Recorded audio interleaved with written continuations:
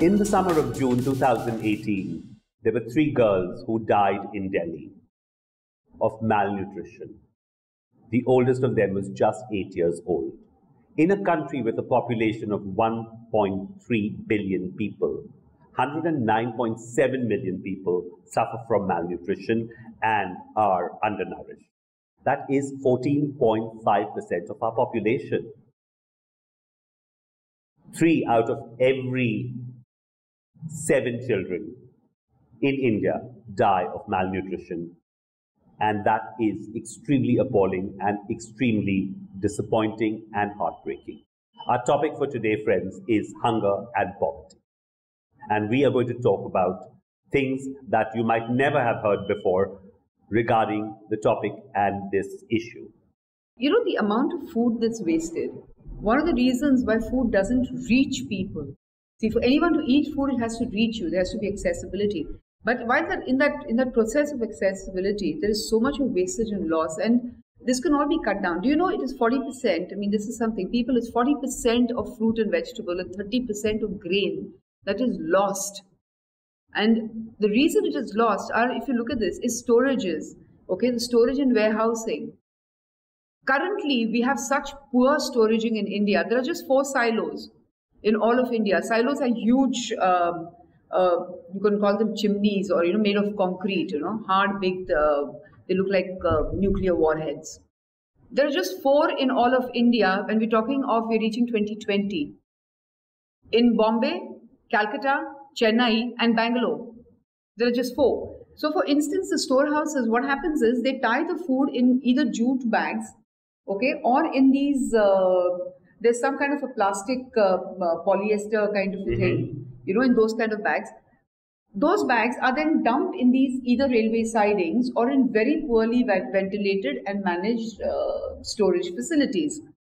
Who gets at them? Rats, largely. So a hole is made, the grain keeps falling out. No one cares about that grain that's happened. That's falling. It could also be pilferage. Huge amount of pilferage, because as soon as the food is out, it's getting spoiled, it's open to the environment. So it's getting wet, it's getting dry, it's getting snowed on, depending on where it is. And that food could definitely, we're talking about 30% of grain loss. So what we are saying here, Veena, is that it's not that we have less food. No. There is not a food shortage. No. Yeah, it is in the distribution system that there is a huge gap which doesn't allow the food to reach the people who really need it. Today, India is actually producing more food than it needs.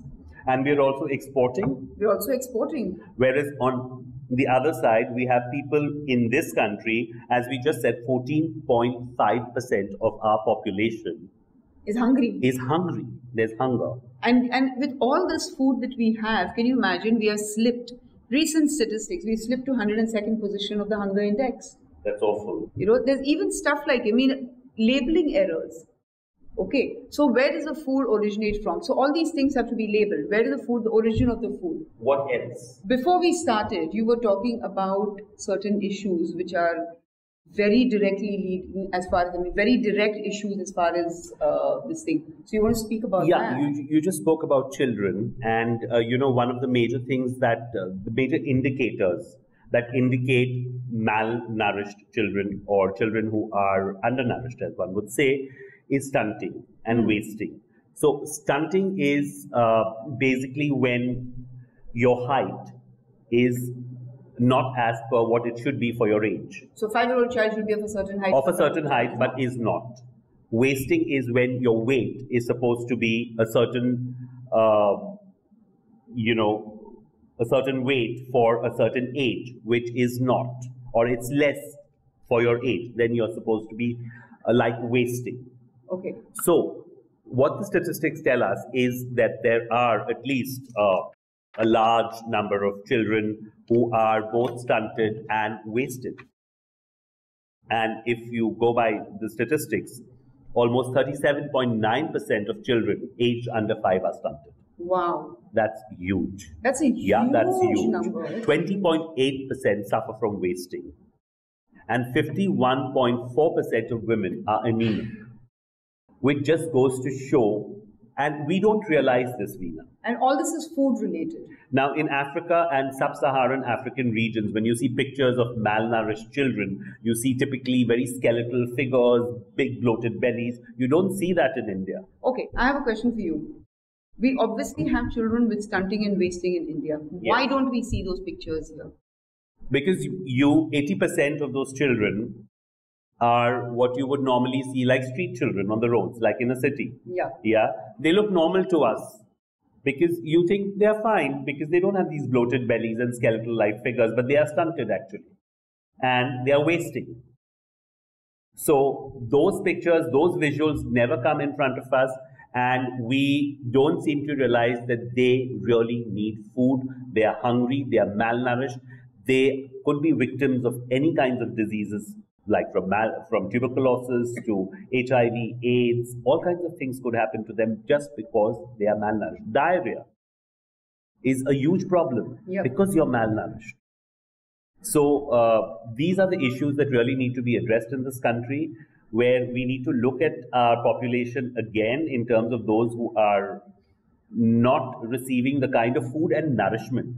Food is one thing and nourishment is the other. Because, you know, when you are not well or you have been subjected to diarrhea or tuberculosis, there's medication that is given to you, which is generally antibiotics, heavy doses of it. I think I know where you're heading. Yes, and so then that leads to problems if you do not get the required amount of nourishment to go along with those medications. Yeah, because the funny thing is the doctor will always tell you, खाने के बाद ले लो. खाने के बाद ले लो. और खाना ही जब नहीं है तो तुम क्या लोगे? You know, that's the whole thing.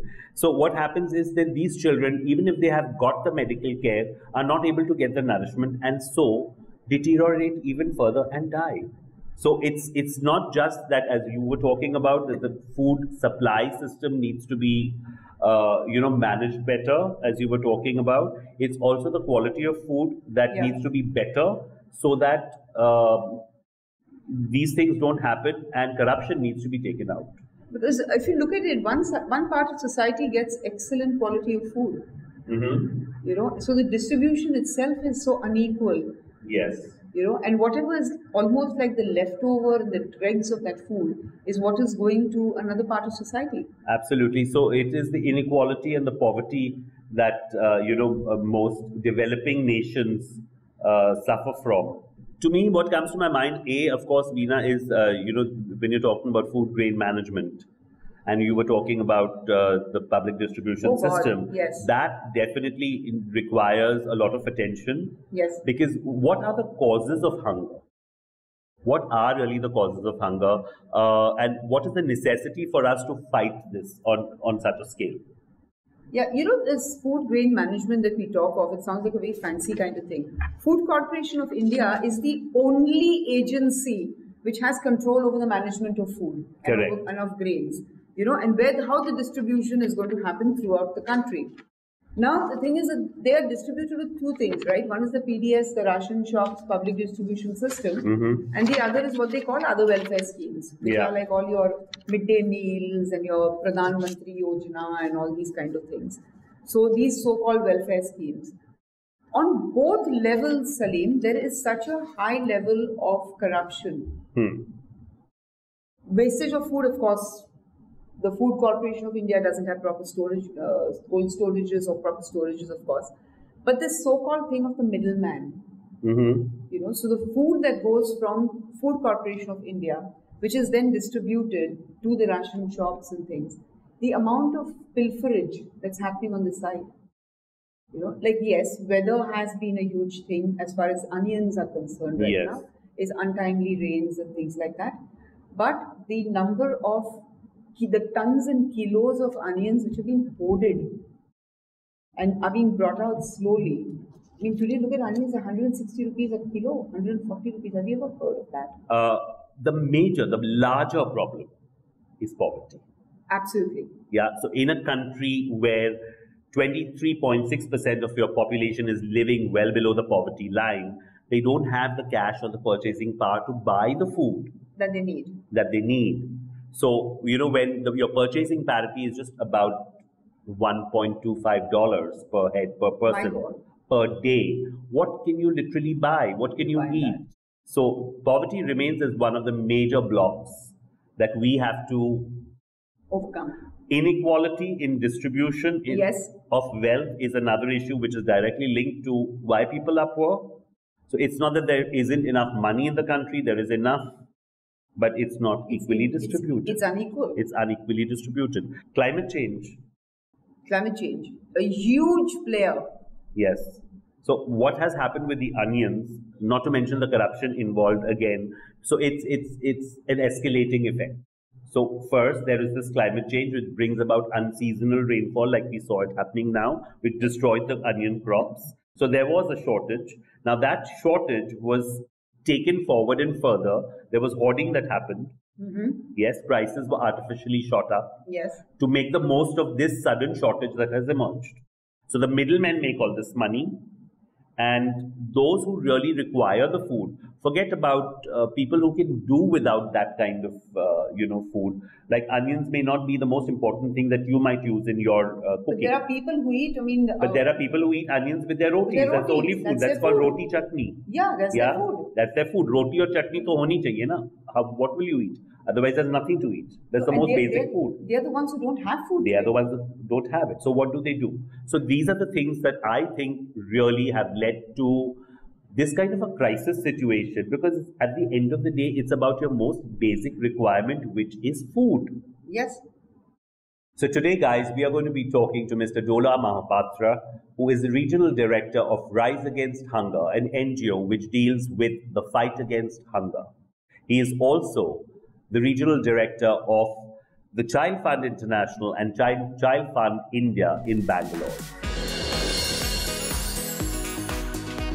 Hello, Mr. Dola Mahapatra, and welcome to the Daily Eye Show. It's a pleasure to have you with us. And you have been the Executive Director of Rise Against Hunger. You're also associated with the Child Fund International and the Child Fund India. And you have 3 decades of work behind you in the fight against hunger. So would you like to tell us a little about your work and yourself? First of all, I like the very focus that, in the days where we are likely to be distracted easily with so many other, items that are being talked on social media and mainstream channels, at least you are focusing on agenda that matters to humankind. So congratulations for that. And coming back to my background, I have been out and out, a thoroughbred social worker. I worked in the development sector for over 3 decades. And the reason being, I come from an area which is very backward even now. If you know the interior districts of Western Orissa, which at one time was infamous because Rajiv Gandhi and Sonia Gandhi went there because one mother had sold the baby, because she could not feed. So I come from that area, and I have seen very closely, the situation of poverty, hunger, and difficulty to just get by. So then the main thing for me was, once I break the ceiling, through education, then do something where you are able to help others.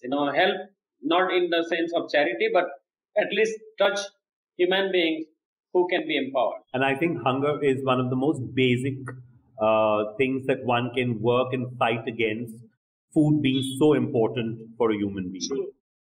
True. I copy that, and my regret is,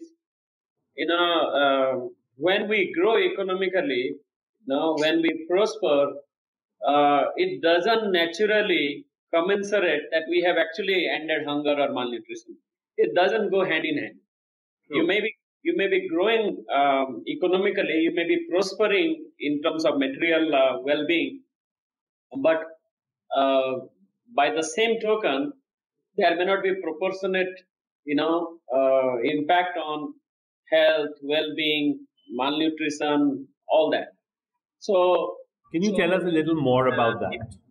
Yeah, actually, India has actually made some good progress. I mean, to be fair.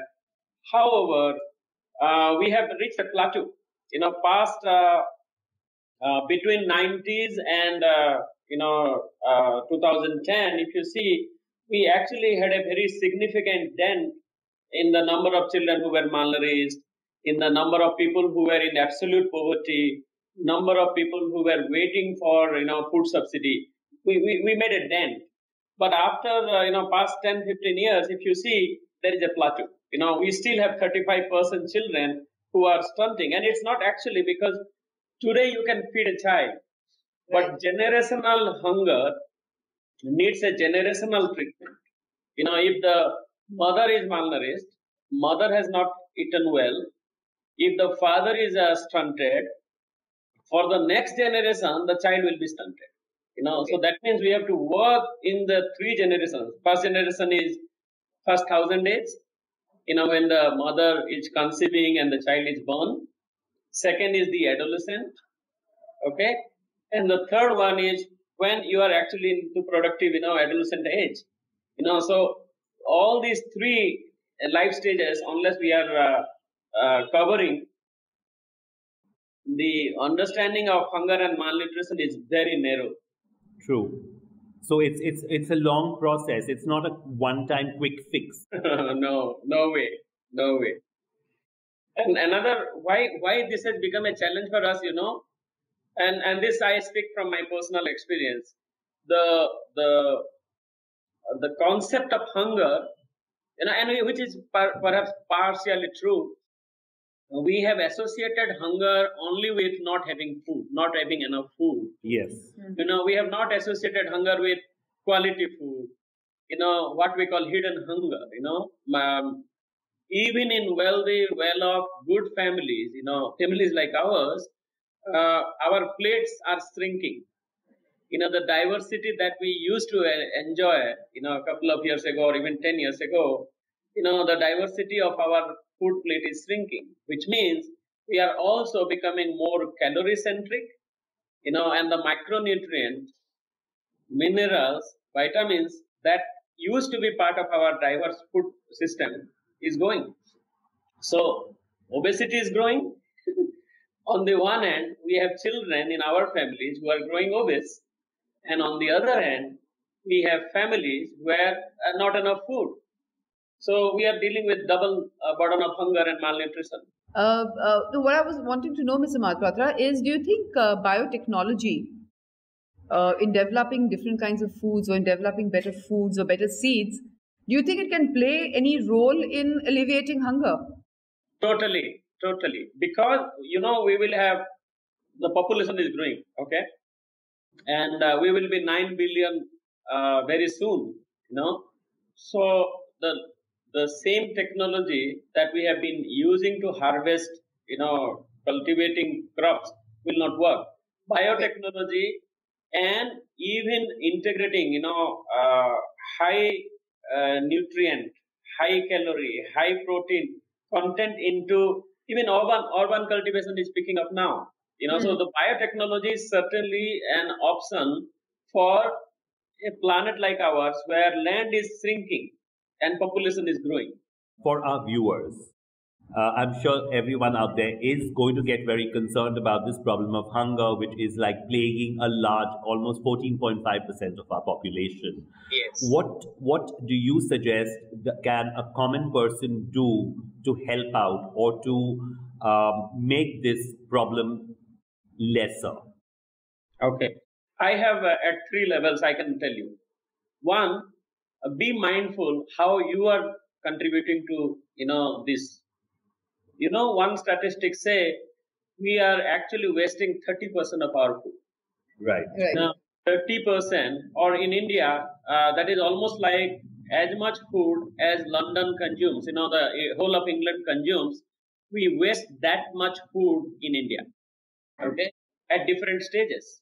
So first thing at a personal level, if you ask me what we can do as individuals is to stop wasting food. Second thing is also, be mindful, how the food is coming from farmers' field to your plate.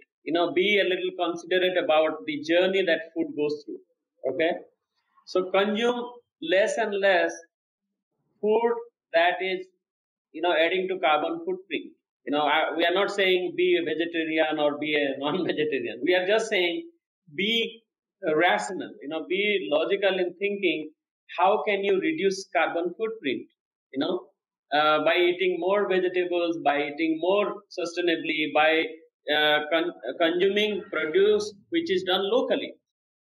There are markets where products actually are transported 2,000 kilometers far from where it is grown. So if you are able to support local markets, local producers, that you are actually contributing to food. Third thing, beyond these individual food habits, like eating less junk food. True. When I say junk food, it's not branded, any branded. Basically, food that is high calorie, high sugar, high fat, high, in terms of oil, fat, rich. If you can reduce that also, you are contributing to hunger. At the next level, one is personal level. Next level, you can actually contribute to whosoever is not having food. If there is surplus food at your home or wherever you are working, you can come together, run a campaign, save food and save it for somebody. There are many organizations who are actually collecting food and distributing to people who need it. So be a volunteer, participate in such movements, encourage your family members, encourage others who are working with you to save food so that others can be given that food. Beyond this, you also need to participate in advocacy. Like food is a right. In India, among all other countries, we have actually accepted food as a basic right of human being. Absolutely. So also participate, have dialogue, and say why somebody is not having food today. Start discussion. I mean, these three levels people can contribute individually. So the UN has put out a goal of sustainable goal of zero hunger by 2030. Correct. So how do you think we are going to be able to achieve this? Are we going to be able to achieve this? Um, I'm on we say ending hunger is possible, but 2030 looks like a little distant dream now. It is not because we cannot achieve it, but because we are also affected by climate change and the heavy migration, like the conflict. If you see last 2017, 18, 19, between 15 and 17, globally, the number of hungry people went down. Okay. Actually, we were coming down. Correct. From 2017, 18 onwards, we are adding more people. That means climate change issues, like desertification, depending too much on rain, arid zone, those are adding more people to, the bulk of hunger affected people and conflict. Right. World over, we have more and more people who are migrating from, conflict zones. So these two, climate change related issues and conflict, are actually adding to more and more people, not having enough food. What about our economy, which is now dipped down to 4.5% of GDP? How do you think that is going to affect it? That's actually certainly not good. I mean, I can't say bad, but that's not good because you are not giving people the purchasing power. You are not. It may not be very visible. Because people are going to get by. Somehow they will survive through the day. We have survived in the famine. 1960s. So they will survive through the day. However, being able to potentially use your strength and encourage children to become the next generation leaders, that is going to be affected, and that is when the stunting and wasting happens. Right. The stunting and wasting are actually phenomenon of continuously not getting enough food. Today you may get saag, sabji, dal, but continuously over a period of time, if you are not getting good food, you will be stunted. And India has 30%. We actually inhabit 25% of in world's hungry children, malnourished children. So 4.5% certainly is going to make impact. It may not be seen tomorrow, it may not be seen next year, but for the next 10 years, we will be again going back. So the 2030 goal doesn't really seem realistic. At the moment, it doesn't seem very realistic. You know, why I congratulate you? You know, this is really, really pushed off the agenda now. You know, people are actually assuming why you are talking about hunger. You know, why poverty and hunger, we have become now this 21st century, you know, the millennials need not, you know, they have all this new technology coming up, you know, so there is a make-believe world. Absolutely. That hunger is not an issue. But I am saying it is a human potential issue. Forget about hunger. It's a human potential issue. You are not actually giving people the choice to be their better selves. You know, a child who is not getting full nutrition is actually going to continue as half to his or her potential. What do you think are the forecasted changes in the structure of agricultural production? Earlier, even if our economy was poor, it was subsistence economy, but farmer was very much, you know, content, because whatever they used to produce their own rice, their own dal, their own vegetables, their own spices. So they did not matter, you know, whether your GDP is growing at 10 or 12 or 5%, because they, at least the farmer had enough in the farm.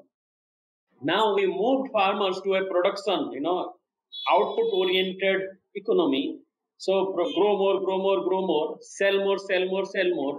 And in the process, what happened? That diversity, one farmer, like my parents, when I was a child, in our farm itself, you know, we used to get everything. You know, we used to get vegetables, fruits, dal, rice, all that. Now, if you go, everybody is producing rice, let's say, okay, and very few. So what is happening is the farmer was initially encouraged to produce to get more money, and now there is no money. So on the other hand, the skilled, all those who are actually little bit educated, high school graduate, they are moving out of agriculture. So who will bring the technology and innovation to agriculture? We are very happy to have you with us today, Mr. Dola Mahapatra. Thank you for being with us on the Daily Eye Show. And I'm sure our viewers are going to have many comments and questions, which I'm sure we'd like you to answer as well. Hello, and welcome back to the third segment of the Daily Eye Show. We were talking about hunger and poverty. And Veena, I think that was a very interesting conversation we had with Mr. Dola Mahapatra. It was extremely enlightening. Very enlightening, I would say. Coming back to fashion, media, and entertainment, how do we look at this issue of hunger and poverty? Absolutely. I think as far as fashion is concerned, there was this entire size zero thing that happened. Yes. Which started off in the 1960s, actually, in 1966, with the now famous model who was called Twiggy. Of course, that wasn't her real name. That was the name that was assigned to her. She was actually Leslie somebody. She was named Twiggy because she looked like a twig? She was named Twiggy because she looked like a twig. So, if you actually look at Wikipedia, Twiggy means like a twig. So, you look like a twig and therefore the look. So, anyway, this entire size zero thing that happened led people to believe that, having this very malnourished, undernourished look was the in thing. Oh, so it went on to endorse something that was not very healthy. Yeah. Absolutely. So kids out there suddenly started eating less. They started becoming anorexic. Bulimia, everything. And then, we saw it going up into the 90s where Princess Diana developed anorexia. So that was not a healthy trend at all. Of course, where hunger is a problem, like in a country like ours, it has got nothing to do with size zero.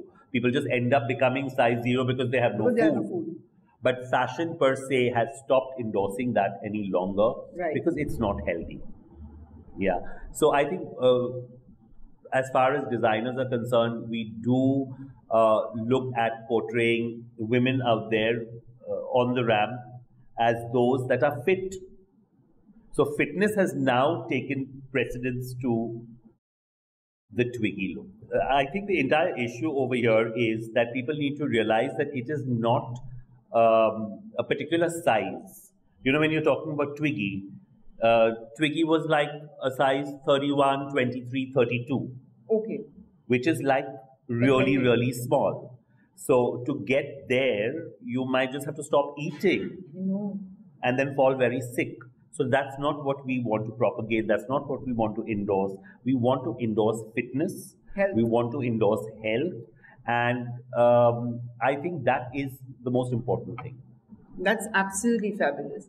You know, as far as the media is concerned, it's really sad, Salim.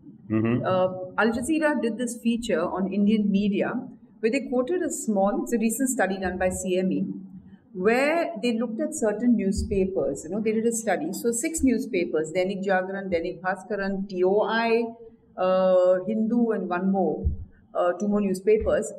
And what they discovered, this was the 2017 farmers' protest, and what they discovered, sadly, is that among all these 6 newspapers, you know what the headline percentage was in all of them? 0. None of the newspapers had on the front page covered any of these protests. 2 months after the 2017 farmers' protest, the Hindu did an inside page story on the second or the third page, and the coverage that they gave was, you know how much? 1.3%. That's the kind of media coverage that hunger gets. A reporter, a very famous journalist, he made a sarcastic comment saying that our entire focus, okay, is Bombay, Delhi, Bangalore, Chennai, Calcutta. You know, it's almost like the rest of the country is not at all invested in rural India. You know, and it's really, I mean, it's crazy because stories that you look at, you know, like let's look at the TV channels, you know, ZTV, DD News, NDTV. None of them, you know, how much of percentage that they gave, how many minutes of prime time they gave to the 2017 protest, which was a massive farmer protest, you know, farmers saying that they weren't getting their rights, they were committing suicides being committed, they had their loans were not being able to pay it back, and they wanted the government to do something. It was terrible. 7 minutes of prime time was given to these protests by all the top channels. And a ridiculous figure like 4.4% of prime time is given to rural and poverty and hunger. 95.6% is given to everything else. So, Salim, what you're talking about, I mean, this is the age, this is the kind of thing that if the media does not take these issues as a prime time, does not take hunger, does not address hunger and poverty as a prime time problem, like, hey guys, look at this. They will talk about A-lister, Bollywood actor having twisted her or his ankle. Yeah. You know, but they won't talk about the farmer distress. They won't talk about hunger. They won't talk about malnutrition. You know, they won't talk about, because these are not things that bring in the TRPs. So it's very sad the way things are moving forward as far as media and entertainment are concerned. And I think the media really needs to sit up and ask itself some very hard questions. They do. They seriously do. And I wish they come to good answers for those hard questions. But in the meanwhile, when we are talking about fashion also, there is a similar story that is kind of happening in that space, where fashion has also become entertainment. Okay. Okay. So when you're doing these fashion shows, it's not really about just selling clothes. It's also about entertaining people out there. Okay. Yeah. So what was formerly the cabaret has now become the fashion show. has now become the fashion show. Okay. So that's where people find their those levels of entertainment which they earlier found in a cabaret. What is probably the saving factor here is that most of the shows address social issues these days. So what are the top social issues that are being addressed today? One is the girl child, Beti Bachao. So almost every show that you have there is about Beti Bachao. Okay, Beti Bachao is fine. It's a very good social cause. But do you realize that for Beti Bachao, you also need to have food out there to be given to them, the right kind of nourishment to be given to them. So it's not just about educating the girl child or saving her. It's about a much larger issue. So I do wish that the fashion fraternity looks at hunger and poverty as very relevant, important issues that need to be addressed. And fashion, of course, is something that can take on anything to promote and do it very well. Right. And I think we all should take responsibility for this and move ahead in that direction and do something that is much more sustainable and will take us a long way. You know, one of the things that has been cursed and abused quite a bit and used this thing is social media. Like, you know, everybody, oh, social media, it lies. Social media does this, social media. That the same farmers' protest that I was talking of, how did it get highlighted? It got highlighted through social media. Because the newspapers didn't cover it. No, none of the news covered it. So who was the one who was covered? What? The videos went viral on WhatsApp and on Twitter and on Facebook. And that is when the government had to actually sit up and take a look because everything had gone crazy. But none of the formal media, none of them had looked at it. So what we're probably looking at is the replacement of formal media with the people's media, which is social media. You know, the people out there are reporters today. They are putting out their stories. They are putting out these little videos of things that they see, which tend to go viral. And they are making their own news, some of which could be false at times, of course. So we know the risks of social media.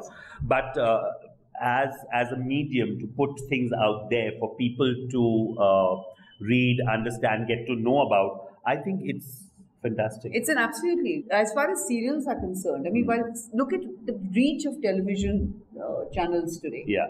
Okay, 800 channels, not a single one of them has a program on that's related to hunger, poverty, or rural in the sense of the word. The rural programs are about Amma with a gun and some Daku kidnapping some babe and wanting to get married to, and all this kind of crap going on. Yeah, so who's showing the right thing then? Nobody. Who's showing that the farmers actually, as Dr. Mahapatra was telling us, need better storage facilities. Nobody. Need better storage facilities and processing facilities for smaller quantities of food produced. Salim, it looks like a bleak situation so far. It looks like a bleak situation, Veena, but I think the goal of 2030, which is zero hunger, brings hope to me. That at least there will be people out there who are better fed, less children dying. If you're really talking about it, every 3 seconds there's one child who dies of hunger world over. So somewhere in our hearts, we hope the situation will improve.